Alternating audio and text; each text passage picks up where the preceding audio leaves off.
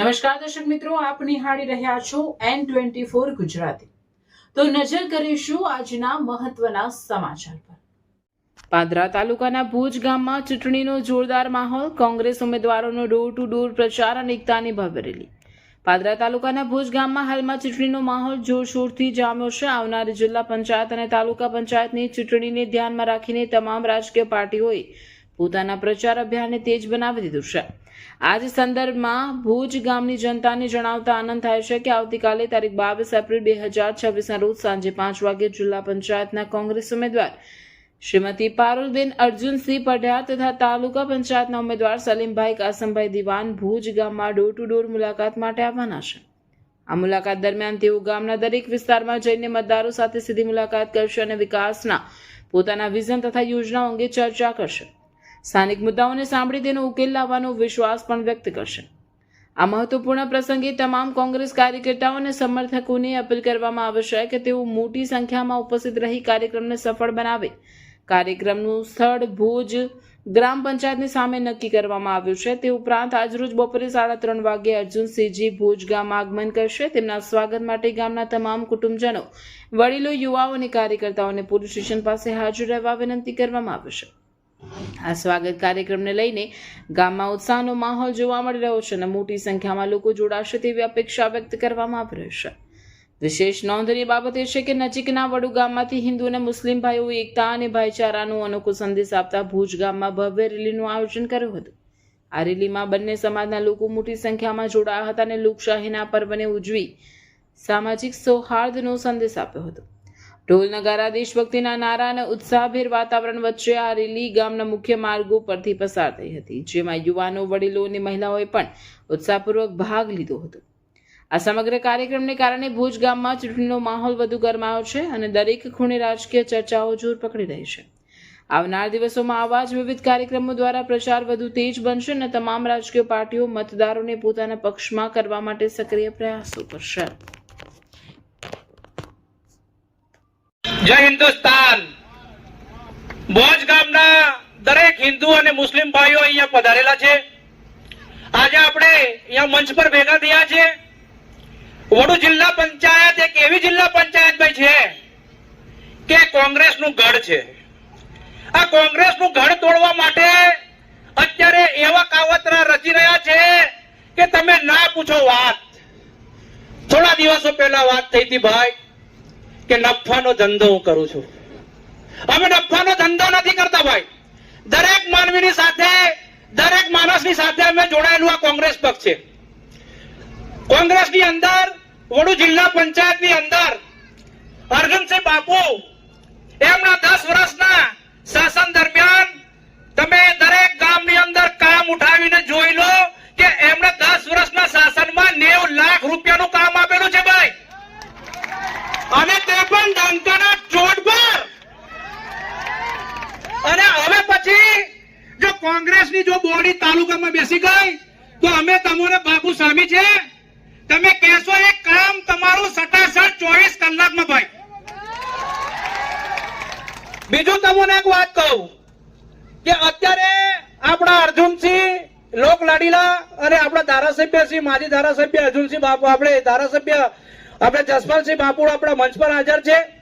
એ પણ લોકોના હૃદયમાં એવું સ્થાન ગ્રહણ કરીને બેઠા છે પાદરુ તાલુકામાં કે આવનારા વિધાનસભામાં તમને ખબર પડશે કે આ ઇલેક્શન હવે કેવું થશે। બીજી એક વાત તમને હું કહું દરેક ગામજનોને કે પ્રેમ ભાવથી જે પણ માણસ તમને સારો લાગે કે ભાઈ આ માણસ કેવો છે એને પ્રેમ ભાવથી વોટ આપવાના છે। આપણે કોઈની સાથે બળજબરી કરવાની નથી। લોકો દિલ ખોલીને વોટ આપશે, માણસ જોઈને આપશે મારા ભાઈ। તો મારી તમને દરેક ગામને, દરેક હિન્દુ મુસ્લિમ ભાઈઓને નમ્ર અપીલ છે કે તમે માણસ જોઈને વોટ આપજો। અમારે તમારા ત્યાં સુધી આવવાનું છે, અમે આયા છે, વોટ માંગ્યા છે પ્રેમથી, અને તમે માણસ જોઈને વોટ આપજો। જય હિન્દ, જય ભારત।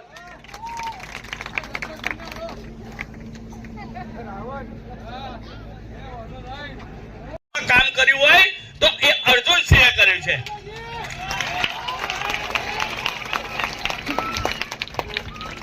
કોઈ એક સમાજ કે બીજા સમાજને અથાડવાની વાત આ અર્જુનસિંહે કોઈ દિવસ કરી નથી, અને એક સમાજ બીજા સમાજને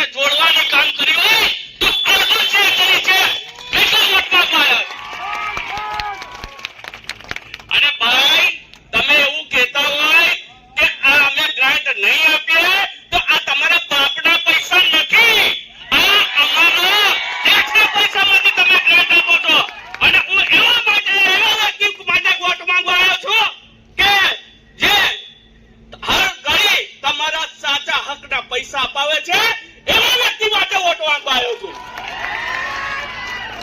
અને મારે તો એવું જ કેવું છે, હું કોંગ્રેસ ભાજપમાં કે કોઈ સલીમભાઈ કે મદારભાઈ માં પડવા નથી માંગતો, પણ આ સમાજમાં એકબીજાને સમાજમાં ઘર્ષણ કરે એવા વ્યક્તિને ચેતન્યસિંહ ઝાલાને જોઈને વોટ ન આપતા.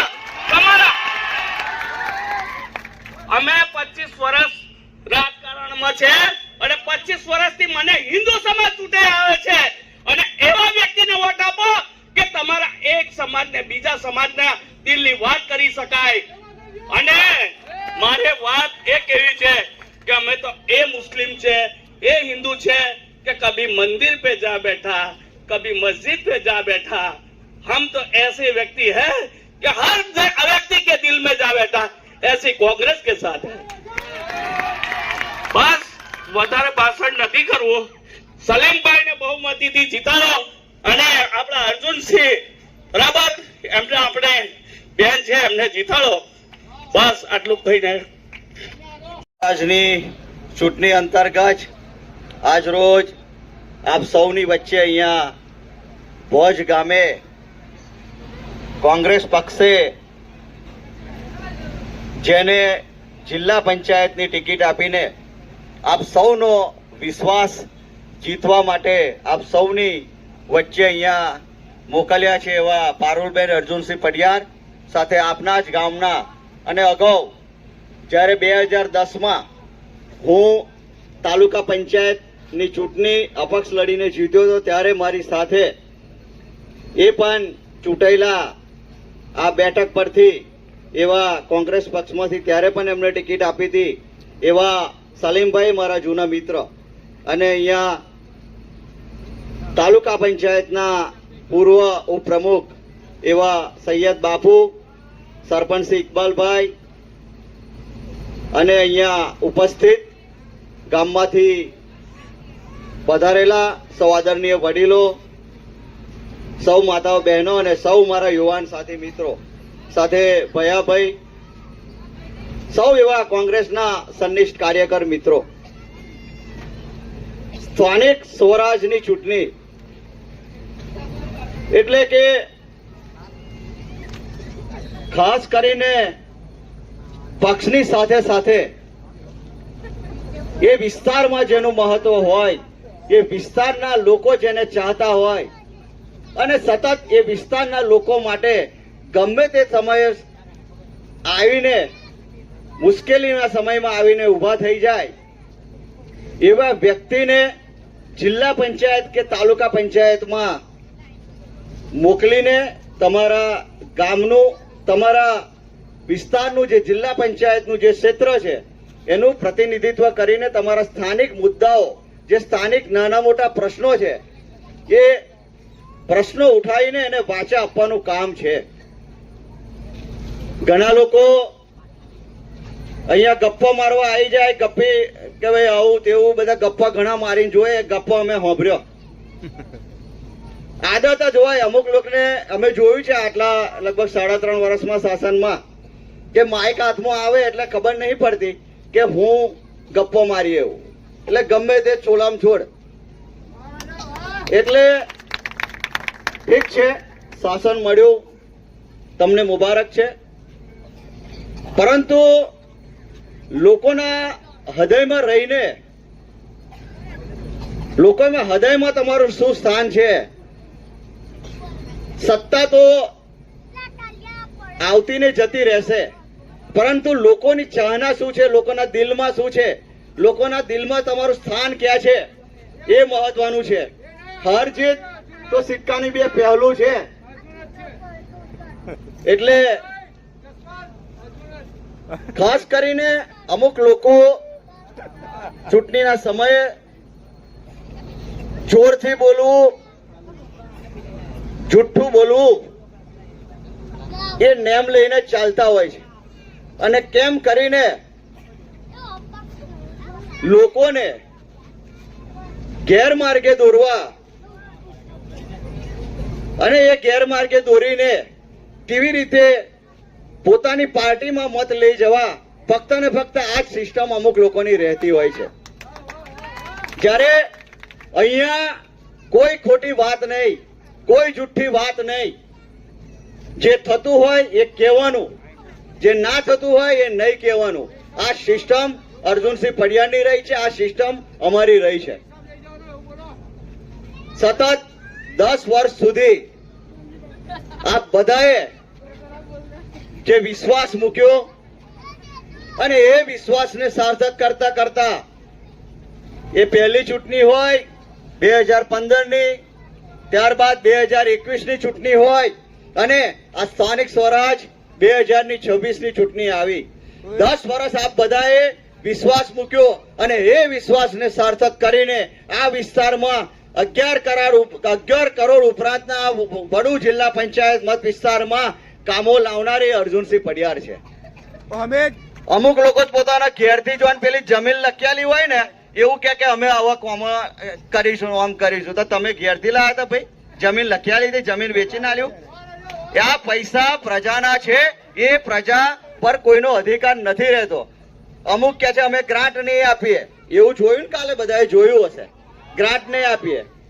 એટલે ગ્રાન્ટ પર એ આ ગુજરાતની જનતાના પરસેવાના પૈસા છે, એમની સુખ સુવિધા માટેના આ જે ટેક્સ ભરાય છે એમાંથી એમની સુખ સુવિધામાં કેવી રીતે વધારો થાય એ સરકારની જવાબદારી બને છે.